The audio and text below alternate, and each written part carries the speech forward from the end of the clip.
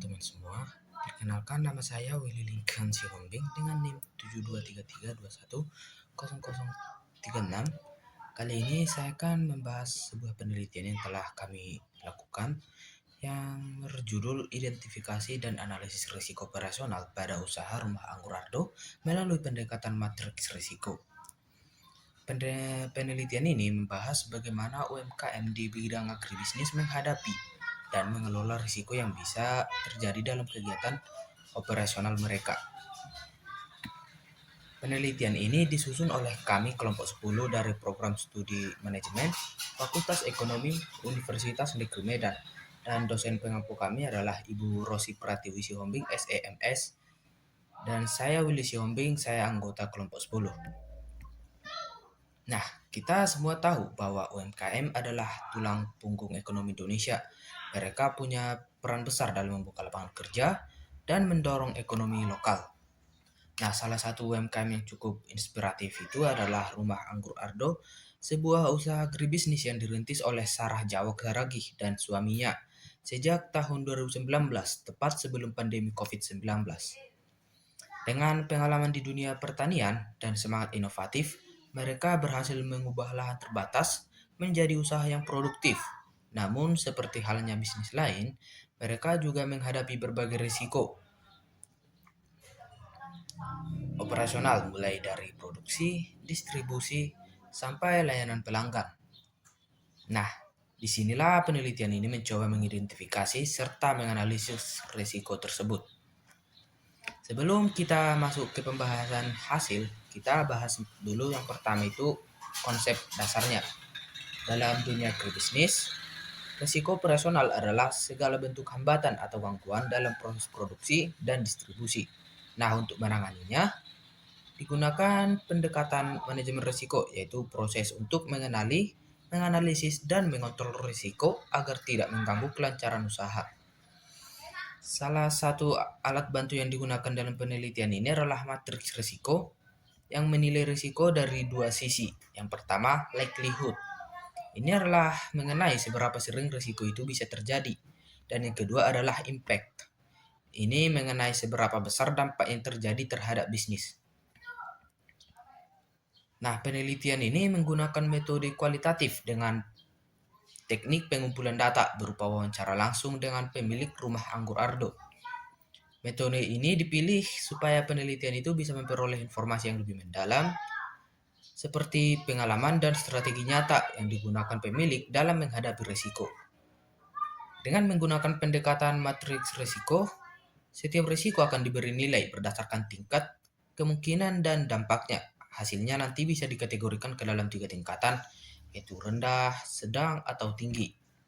Pendekatan ini bisa membantu menentukan prioritas risiko mana yang harus ditangani terlebih dahulu. Nah, dari hasil wawancara itu ditemukan ada 5 risiko utama yang dihadapi oleh usaha Rumah Anggur Ardo. Yang pertama, kerusakan bibit. Nah, ini bisa menurunkan kualitas kepercayaan pelanggan. Yang kedua, ada keterlambatan proses distribusi bibit yang bisa menambah biaya dan mengurangi laba. Dan yang ketiga, kesalahan dalam penyimpanan bibit atau produk yang bisa membuat bibit itu rusak sebelum dipasarkan. Dan ada yang keempat itu kesalahan penulisan alamat atau data pengiriman. Nah, ini bisa menyebabkan konflik antar penjual dan pihak ekspedisi. Dan yang terakhir ada dampak pada stok bibit.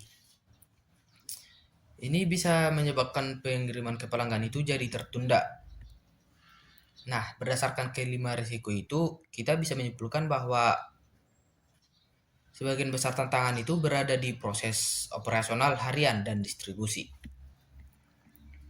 Nah, setelah diidentifikasi, setiap risiko itu dianalisis menggunakan skala likelihood dan impact. Misalnya, kalau risiko kerusakan bibit punya kemungkinan kecil tapi dampaknya besar, maka dikategorikan sebagai risiko yang sedang atau medium.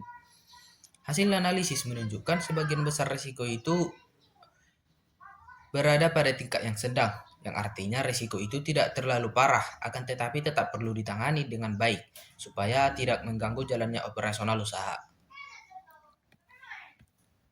Nah, pada tahap evaluasi, semua risiko itu dimasukkan ke dalam matriks evaluasi risiko.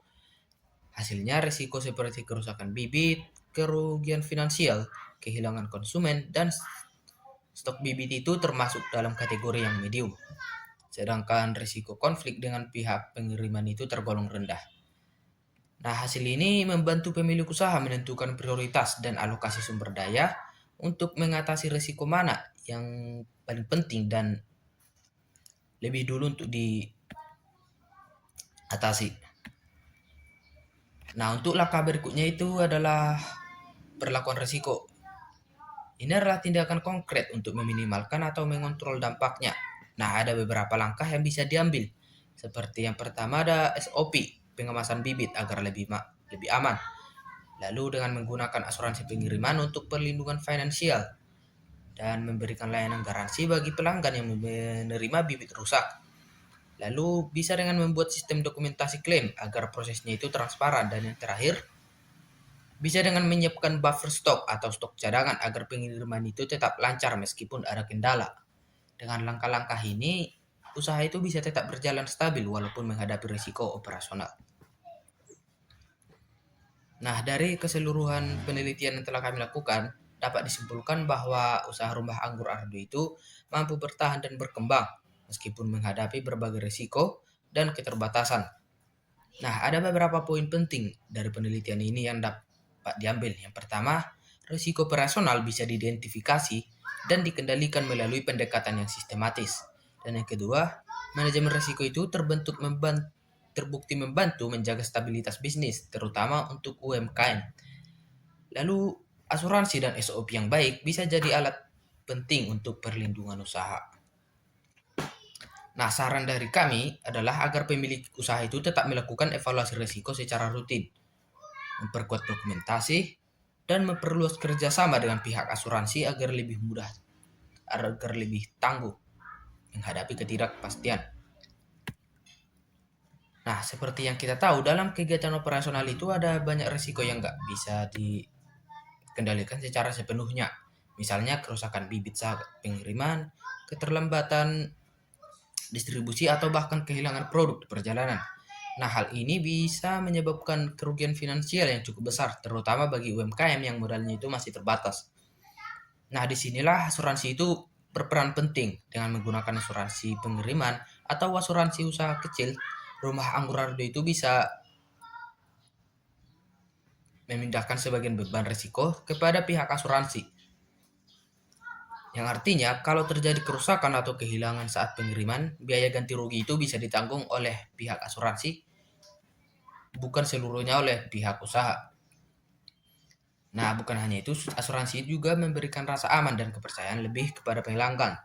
Karena konsumen tahu bahwa produk yang mereka kirim itu dengan jaminan perlindungan, kepercayaan mereka akan meningkat.